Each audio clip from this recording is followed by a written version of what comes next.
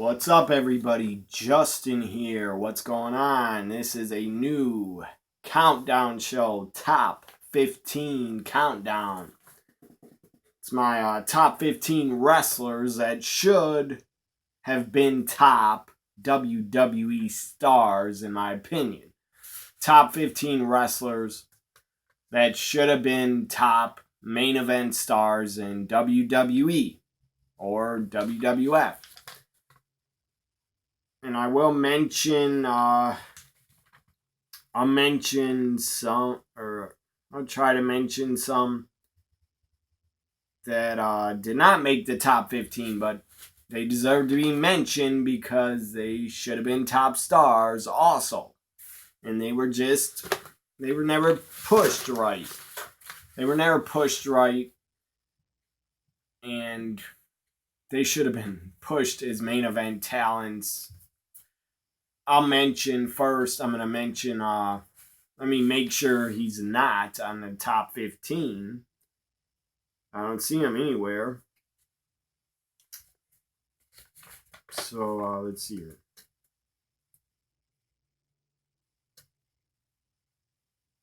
No, he's not in the top 15, but here are a lot of mentions.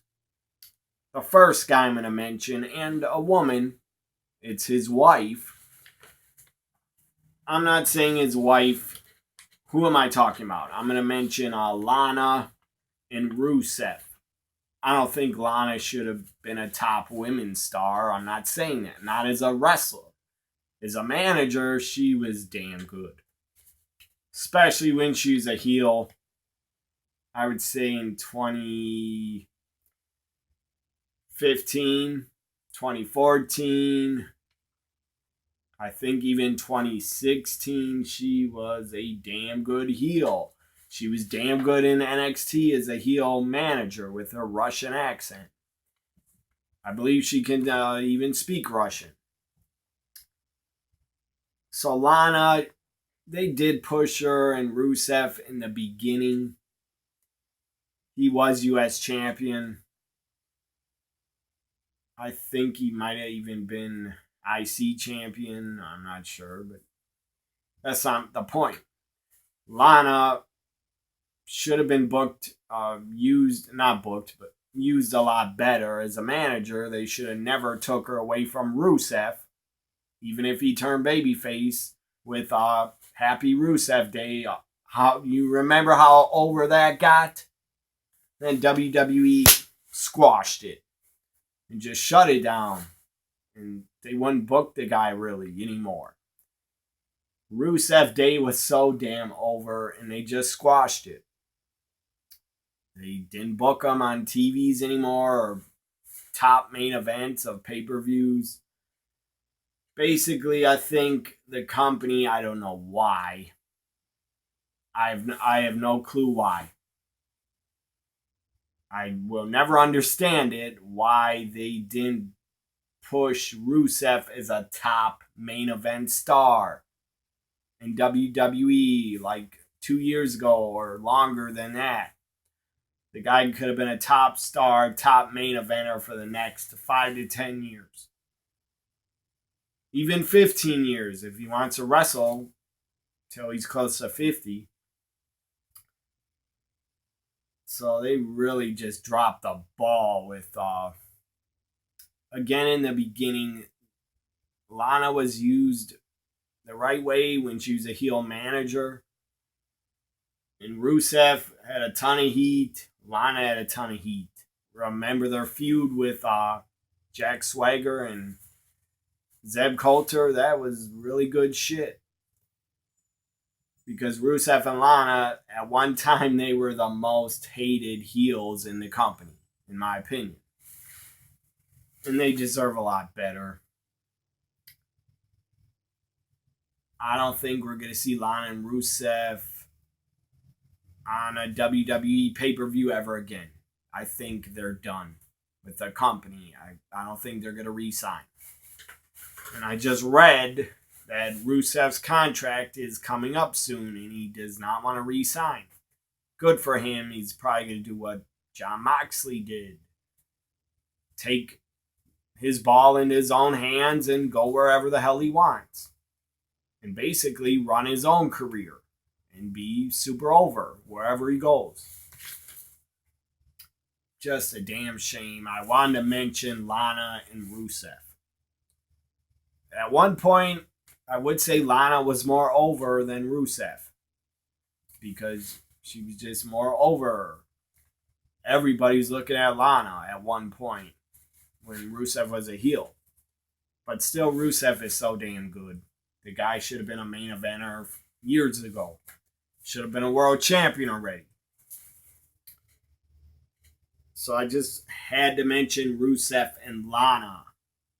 They should have been top. Rusev should have been a top guy for years.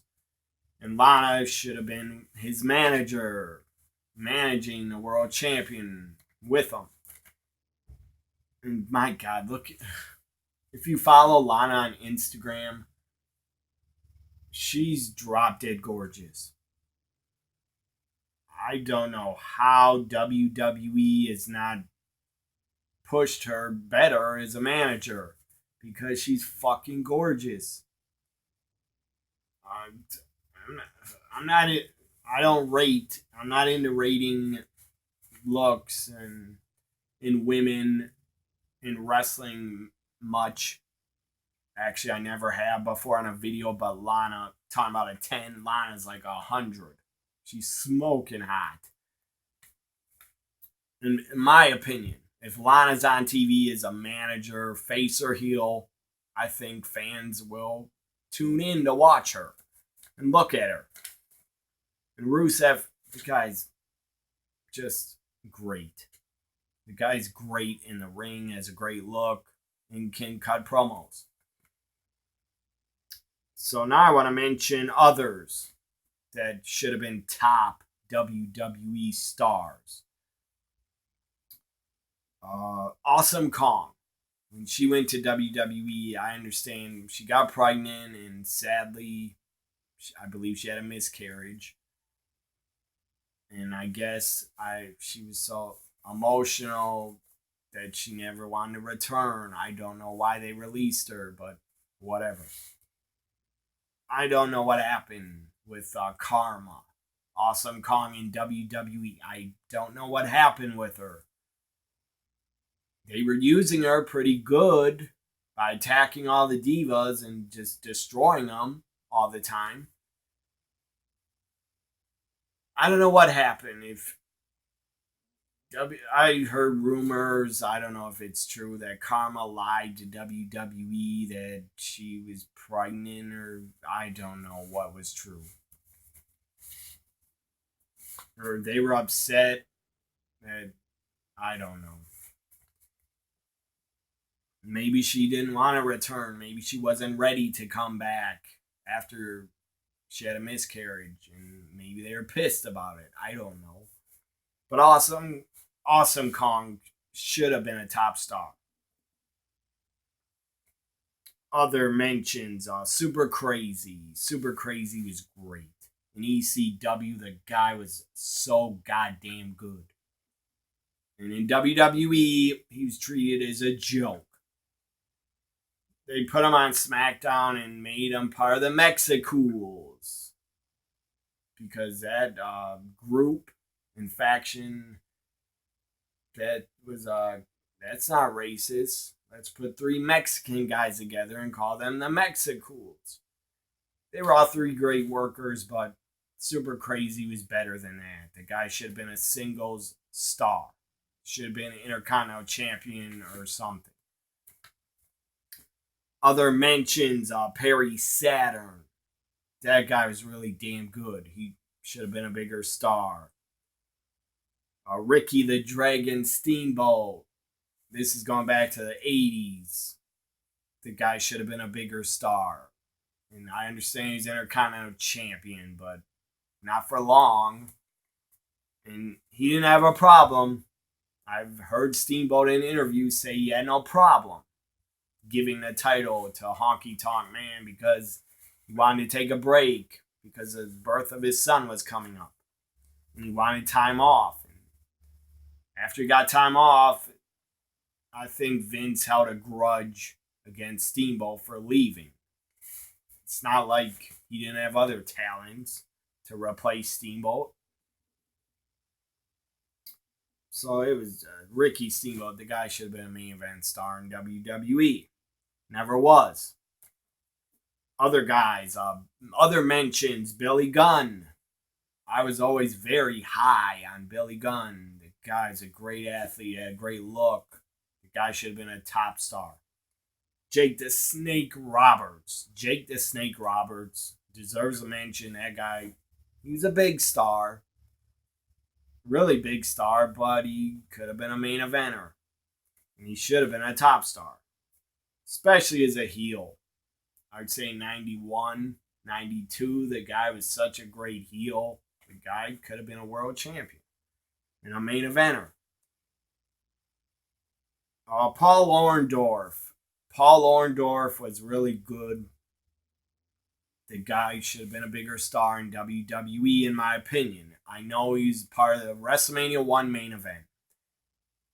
But after that, they did nothing with him. Nothing. WrestleMania 2, he took on Don Morocco, which the match was pathetic and just dumb. Bad booking of Paul Orndorff. The match was really bad. I think it was a double count out or something, or double disqualification. WrestleMania 3. Paul Orndorff was still there. They didn't even put him on the damn show. Yeah, he had a main event program with Hogan in 86, but still Paul Orndorff should have been a main eventer. I'm going on pretty damn long talking about these mentions before the top 15. Here are other mentions. The Legion of Doom, the Road Warriors, they should have been top stars. I don't think they ever were in WWF. They were only top guys when they won the tag titles in 91 at SummerSlam, and they lost the titles, I think, to the Natural Disasters. That was dumb. And they didn't even have a match at WrestleMania 8. What the fuck? That was stupid. Because you had the LOD, and you just let them cut a promo at WrestleMania 8. I don't get it. And WrestleMania 7, I guess, is supposed to be Demolition against LOD, but that could not happen. Because I guess they didn't want Smash and Crush, the new Demolition, to take on LOD. I don't know. Maybe they're pissed that Axe had to leave or left.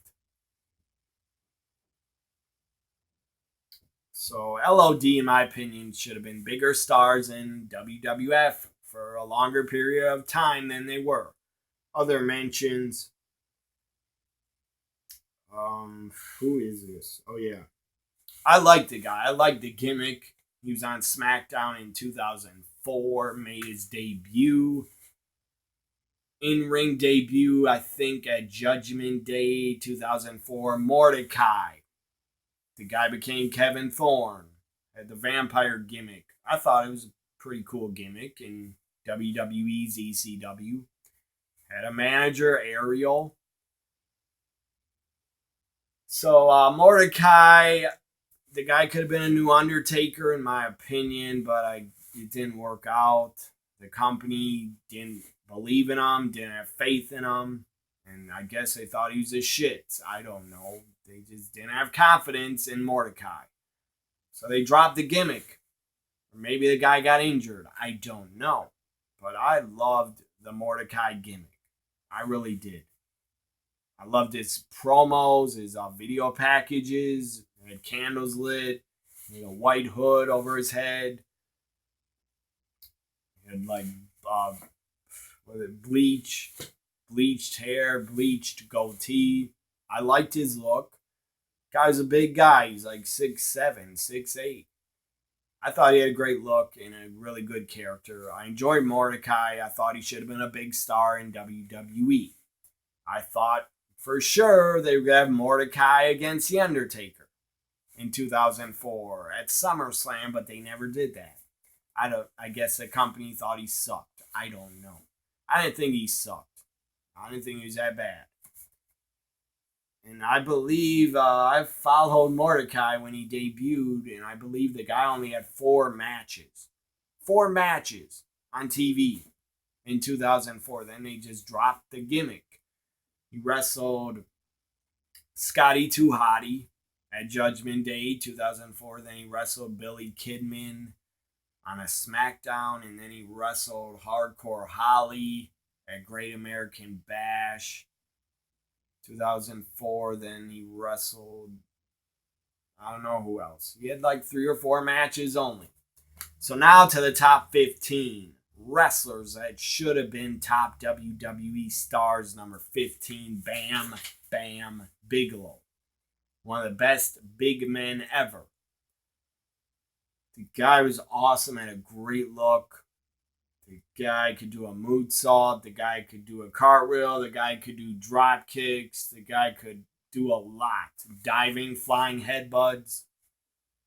Bam Bam Bigelow was so damn good. Damn shame he's passed away. He's passed away many years ago, I think in 2006 or 7 or 8. But the Beast from the East was so damn good when he was in the WWF in the 80s. He didn't get a good push, really.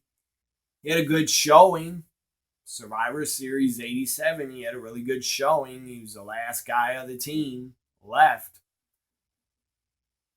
So I guess they tried to push him, but they dropped the ball with Bam Bam Bigelow. Then he came back, 93.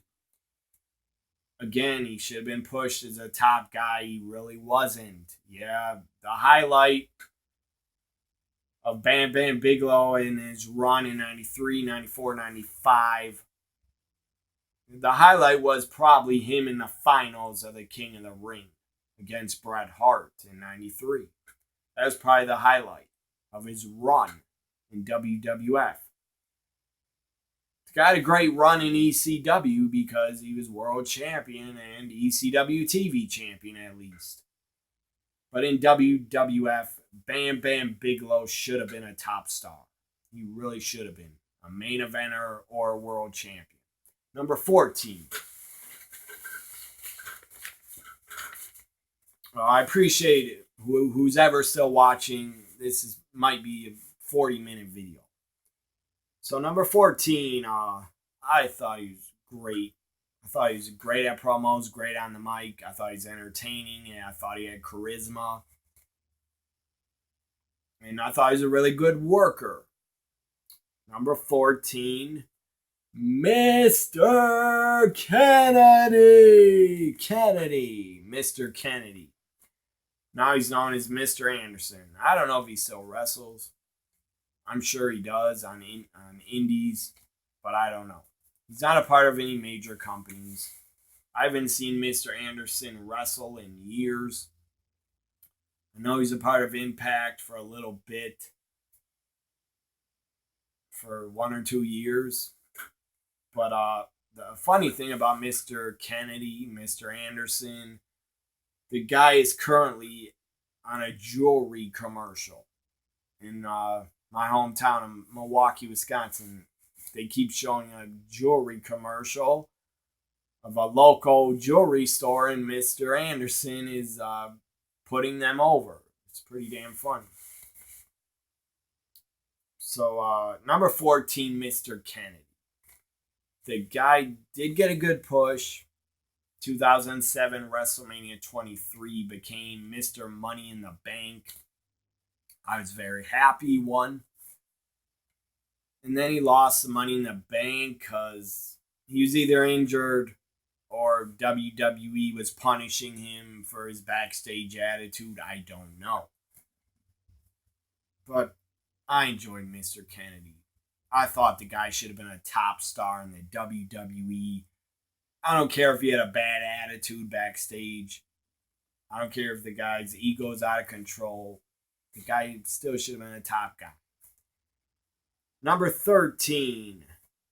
WWE actually had him for a little bit. They had him working for them. But he wouldn't sign a contract. He would not sign a deal. He's working per appearance basis. He did not want to sign a contract because he wanted to work still in Japan, I believe. But this guy's so awesome. I thought he would have been great, part of NXT. And if NXT goes on Fox Sports 1, the guy could have still been in NXT if they go to 2 hours. He wouldn't have to be on the main roster. So, number 13, I first saw him in the Cruiserweight Classic. And then he's part of NXT for a little bit. Not much. Number 13, Kota Ibushi. The guy's, I'm sure, doing great in New Japan. But, man, I loved what I saw from him. I'm such a fan of Kota Ibushi. He should have been a top star in WWE, in my opinion. Or a top guy in NXT. Number 12. Another guy that I believe is in New Japan Pro Wrestling right now. Another guy I first saw and became aware of from the Cruiserweight Classic. I knew of his name before, but I never saw his matches before the Cruiserweight Classic. Number 12, Zack Sabre Jr. The guy's so damn good. I don't really know if he can cut promos. I don't really care. The guy's a great wrestler, great worker. I've seen him in ROH, Cruiserweight Classic, New Japan. The guy's so damn good. So I think Zack Sabre Jr., the guy could have been a top guy, should have been a top guy in WWE or NXT or at least Cruiserweight Champion on 205 Live. I think forget 205 Live. I think Zack Sabre Jr. should have been a top guy in WWE. Number 11, he's still with Ring of Honor. He was with TNA Impact Wrestling for a long time. Number 11, Jay Lethal. Jay Lethal should have been a top star in WWE or NXT. The guy's that good. Number 10. Number 10, he's still under contract to WWE for, I don't know how long. I think till 2020 or longer. He did ask for his release a couple months ago, but they're not going to give it to him. And I did hear he's supposed to come back. I don't know if on the main roster or NXT UK or NXT, I don't know where. But I did hear they're going to let him return. And they should let him wrestle and come back. Instead of just letting him sit at home and freeze his contract or pay him. Number 10, Luke Harper. The guy was a good IC champ. I thought he should have a longer run. The guy's a good tag champ. The guy's been injured quite a bit. I think twice. I believe he tore his ACL once. So he's out a long time. Then he came back, might have tore his bicep or something. Or maybe that was Rowan. I think Rowan tore his bicep, but he's been back for a while. I think Rowan is a good fit with Daniel Bryan, but Harper would have been a good fit too. And Harper's a better worker. Harper's a really good big man. Luke Harper, number 10. He should have been a top guy. He could have been a top heel feuding with the world champion, the babyface world champions years ago or this year. Could be in a feud with Roman. Maybe Luke Harper did it. Maybe Luke Harper did it to Roman. Who knows? I would enjoy that if they revealed it was Luke Harper that attacked Roman. Because I think Harper and Roman could have really good matches. Number 9. Number 9 of top 15 wrestlers that should have been top WWE stars.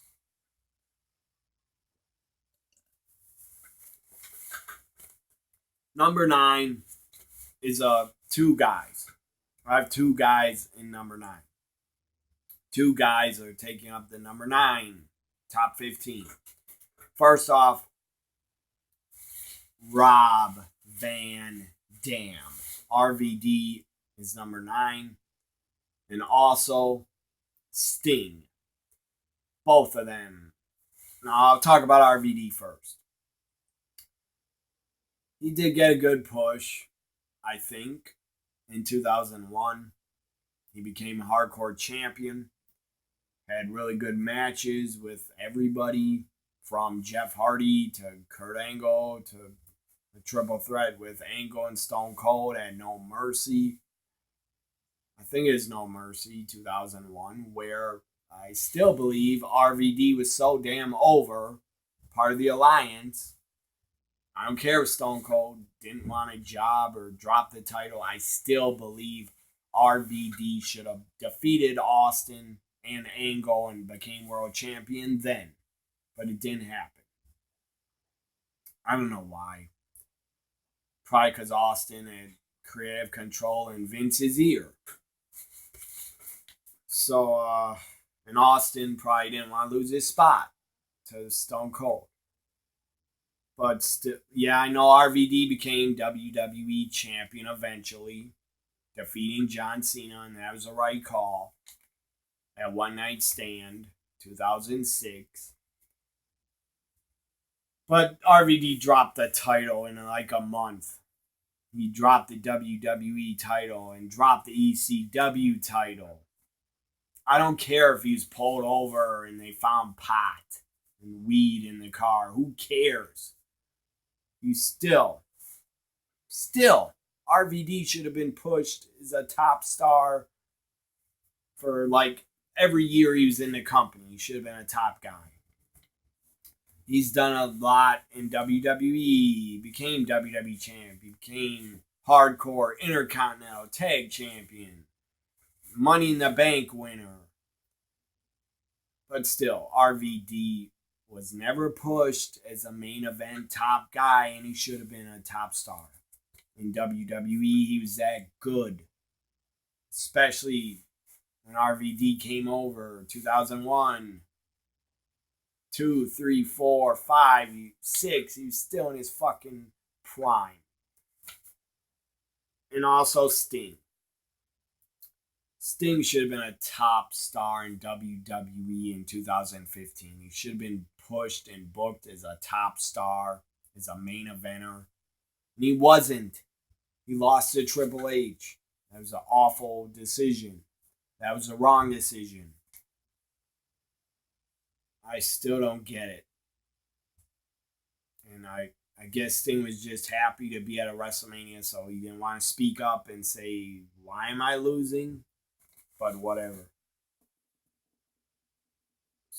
Maybe Sting didn't care. Maybe he didn't mind putting over Triple H. I don't know. Maybe he just wanted to please Vince because Vince is the boss. Or didn't want to say no to Vince. Sting wanted to show everybody he's a team player. I don't know. But if I was Sting, I would have said, why am I losing? Why am I losing my WrestleMania debut? Triple H does not need the victory. How would it help him? It didn't. He was a part-timer. So it was bad. But then Sting had one main event at Night of Champions. I think it was Night of Champions 2015 against Rollins, and he got injured and his career ended. And a neck injury. He couldn't feel his arms. He was numb. He couldn't feel his arms. He could barely feel his legs, he said, to stand. Somehow he finished the damn match. And Rollins, he shouldn't have done that buckle bomb. I'm not blaming Rollins, but he shouldn't have done that to Sting. I truly believe RVD and Sting should have been top stars in WWE. So, number 8. Number 8 is also two guys. Because I thought they were great. Number 8, Razor Ramon and Tajiri. Let's start with Razor Ramon. Yeah, the guy was booked pretty damn good. He he was more he was above mid Carter. He was a superstar, but he was not a main event star, and he should have been. Especially as a heel, Razor Ramon was great. He could have been world champion, in my opinion, in '93, defeating Bret Hart, and Bret could have won it back from him. Razor and Bret always had really good matches, by the way, in '93 at Royal Rumble and King of the Ring. Razor Ramon, the first ever, I believe, four-time Intercontinental Champion. The guy was booked really good, but he should have been a top star. Main event top star. Now let's go to Tajiri. My God, Tajiri was so good in ECW when he turned heel. Started working with Taz, and his feud was super crazy, and his matches with Jerry Lynn and Little Guido. Tajiri was a badass fucking buzzsaw, just top wrestler, tremendous talent. Tajiri was. I don't care if he couldn't speak English. And I believe he did know a lot of English, but they never had him talk. In ECW, he cut a lot of promos in Japanese, and it was awesome. He didn't need to talk and speak English. Tajiri was also in a good tag team with Mikey Whipwreck in 2000. But in WWE, Tajiri should have been a top star, in my opinion. Yeah, you got to be Cruiserweight champ. You got to be tag team champion. Big deal. He should have been a world champion. I thought he was that good. Or Intercontinental champion. So Razor Ramon also, that guy should have been a world champion in WWE. Number 7 of top 15 wrestlers that should have been top WWE stars. Number 7, Dolph Ziggler. Yeah, the guy's been around a long time, and I don't really need to see him on TV anymore. I don't need to see him. But he should have been a top WWE star. He should have been a top main eventer years ago. Years ago, he should have been put in the main events. Number 6, Ziggler is still really good. Guy's a great talker. Guy's a great heel. But they're never going to push him as a main event. Number 6, the guy should have been a top main eventer. The guy should have been a WWE champion. He should have defeated the Warrior. In 1990, he really should have. I mean, he could have had a short run, but he should have won it. Number 6, Ravishing Rick Rude. That guy should have been a top WWE superstar in main events. And I guess in 1990, he was put in a few main events with Hogan at Boston Gardens, but he wasn't really put in any other main events. And he was put in a main event with Warrior on SummerSlam 90, but big deal. He should have won. Defeated Warrior in the cage. And Rick Rude probably knew he wasn't going to be WWE World Champion. Knew he was going to be booked as a main eventer, so good for him. He left. And WCW gave him a main event push. He became international world champion. He became NWA champion. He was US champion. So Rick Rude jumping to WCW was the right decision for him. Number 5, this guy. My God, he should have been a top WWE star. He should have been a main eventer for years and years. Damien Sandow. So goddamn entertaining. Remember when he was Mizdow? God damn, that's entertaining. But Damien Sandow was so goddamn good on the mic. And he was a good worker. I thought he should have been a main event top star. So, number 4. Uh, Number 4, Gail Kim. Such a good woman's wrestler, better than a lot of the men. She was so goddamn good in TNA Impact Wrestling. She had 2 runs in WWE. Both of them were not good. Yeah, she won the title on her debut. That was good. But after that, they didn't do anything with her.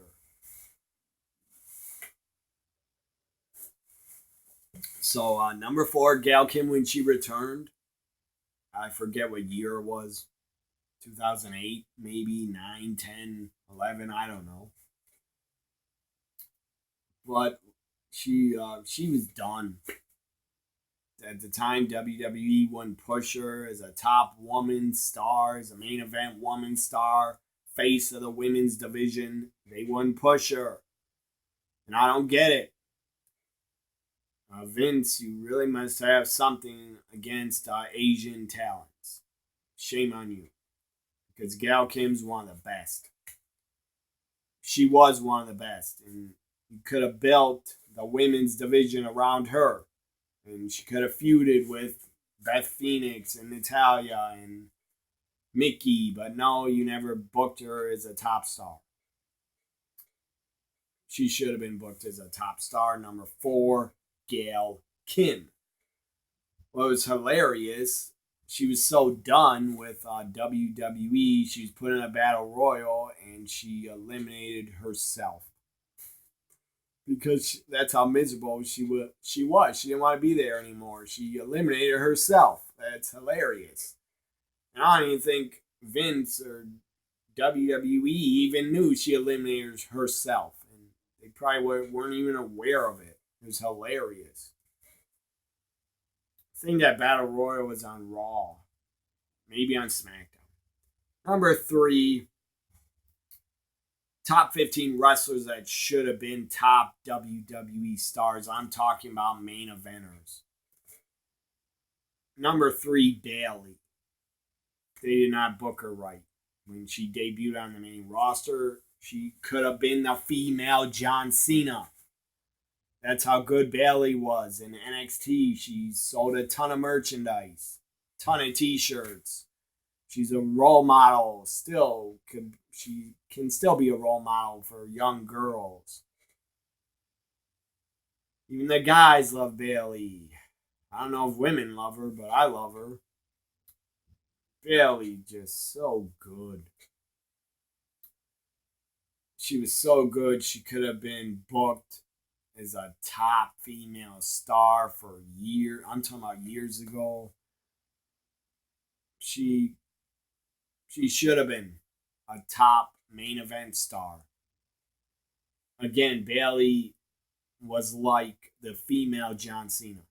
If they would have booked her as a main eventer, she could have sold a ton of merchandise. And Bayley could have been a baby face on top for like the next 10, 15 years. But I don't know if they'll ever be a top star for the next 5 years. Number 2, again, another Asian talent. Vince is not booked right on the main roster. Yeah, it was awesome when she became women's champ. Yeah, WrestleMania 34 was awesome. It was Asuka's undefeated streak against Charlotte. Or who was champion? I can't even remember. I think Charlotte was champion. So it was Asuka's undefeated streak against the SmackDown Women's title. Asuka should have won, but they ended her undefeated streak. I don't know why. Just to shock the fans, that was stupid. I would have had Asuka on the main roster. I would have booked her like Goldberg in WCW. I would have had Asuka go like 140, 120 and 0. That's what I would have done with her. I would have had Asuka undefeated on the main roster for 2 years or more. That's just how I would have booked her. Asuka has been women's champion, but big deal. She lost it too fast. Back to Charlotte. I would have loved to see Asuka in the main event of WrestleMania 35. Asuka, Ronda, Becky. That would have been awesome. Or it could have been a fatal four-way. Or it could have been Asuka against Ronda. But they couldn't have went in that direction because Becky and Ronda had a feud going for months on Twitter. But my point is, number 2 is Asuka. She should have been a main event top star ever since she came to the main roster. I love what Triple H did with Asuka in NXT. I loved her run in NXT. I thought it was epic. One of the best runs of a female talent WWE has ever done. The best they've ever done with a woman was with Asuka in NXT. I was sad when Asuka left NXT. Number 2, Asuka. She should have been a main eventer. Still should be a main eventer for years to come. And she should have been a main eventer for the last 2 years. So, number one wrestlers that should have been top main event stars in WWE. Number 1 is Cody Rhodes. The guy had it all. The guy had the look. I'm not homophobic. I'll admit it. I think Cody Rhodes is a good-looking man. He's a good-looking guy. He had the look. He could talk. He could wrestle. The guy, again, I'm not homophobic. Never have been, never will be. I'm comfortable with my sexuality, that I'm straight. And I can say, when I see a good-looking guy, that's a good-looking motherfucking guy. And Cody Rhodes is a good-looking dude. The guy's a looks. The guy could have been a main event or top WWE star for years. For the next 5 to 10 years. But, again, they never wanted to push him. They were so stupid for putting that Stardust gimmick on him for way too long. And good for Cody that he left. That he had the balls to leave a big payday, big contract. Hell, last year or this year in January, WWE tried to get Cody back and give him a big deal, but he said no. Because he knew he was starting AEW. Or knew he was going to be in AEW. Again, I wouldn't say Cody or the Bucks or Kenny started it. Tony Khan started it. Because it's his money. Or his father's money. Basically, Tony Khan's probably a billionaire because he's going to inherit probably all his dad's money. And I don't think his dad's that old anyway. Maybe like 65. I don't know. But number 1, Cody Rhodes. That guy should have been a top main eventer in WWE. Like, should have been like 4 to 5 years ago. He should have been. And he still could be today. But no, they dropped the ball with him. Hope you enjoyed this new countdown. Sorry I went long, but it's my show, my channel, my video. I had to go long because there's been so many talents that WWE should have booked them as top stars, main eventers. That's why I went long. I don't apologize for going long. Again, it's my show. Hope you enjoyed this top 15 countdown of wrestlers that should have been top WWE stars, top main eventers. Hope you enjoyed it. Again, and like, comment, share, and subscribe. Also follow me on Twitter at WWE NXT Guy. Bye for now, everybody.